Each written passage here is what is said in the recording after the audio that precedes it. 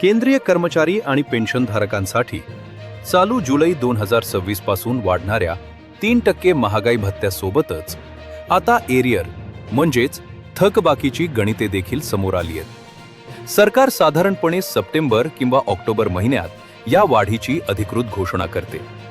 त्यामुळे जुलै, ऑगस्ट आणि सप्टेंबर अशा 3 महिन्यांचे एरियर कर्मचाऱ्यांना ऑक्टोबरच्या पगारासोबत एकत्र मिळण्याची दाट शक्यता आहे.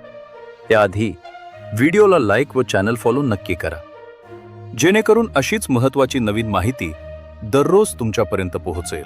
चला तर मग, 7व्या वेतन आयोगानुसार पे लेव्हल 1 ते 5 मधील कर्मचाऱ्यांना नक्की किती एरियर मिळणार याचे अचूक सांख्यिकीय गणित समजून घेऊया.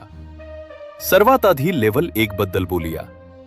ज्या कर्मचाऱ्यांचा किमान मूळ पगार 18,000 रुपये आहे, 3% डीए वाढीमुळे त्यांच्या पगारात दरमहा 540 रुपयांची वाढ होईल आणि 3 महिन्यांचे एकूण एरियर 1,620 रुपये खात्यात जमा होईल.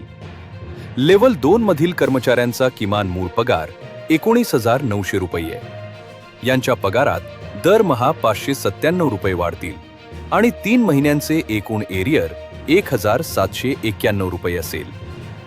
लेव्हल 3 मधील कर्मचाऱ्यांचा किमान मूळ पगार 21,700 रुपये आहे. यांच्या पगारात दरमहा 651 रुपयांची भर पडेल आणि 3 महिन्यांची एकूण थकबाकी 1,953 रुपये होईल. यानंतर लेव्हल 4चा विचार केल्यास ज्या कर्मचाऱ्यांचा किमान मूळ पगार 25,500 रुपये आहे, त्यांच्या पगारात दरमहा 765 रुपये वाढणार असून 3 महिन्यांचे एकूण एरियर 2,295 रुपये मिळणार आहे. शेवटी लेव्हल 5 मधील कर्मचाऱ्यांचा किमान मूळ पगार 29,200 रुपये आहे.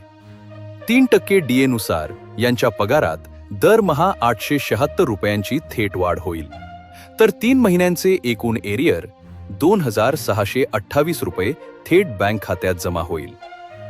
हा सर्व हिशोब संबंधित पे लेव्हलच्या सुरुवातीच्या किमान मूळ पगारावर आधारित आहे. ज्या कर्मचाऱ्यांचा सेवाकाळ जास्त आहे आणि ज्यांचा मूळ पगार यापेक्षा जास्त आहे, त्यांची एरियरची एकूण रक्कम देखील यापेक्षा मोठी असेल.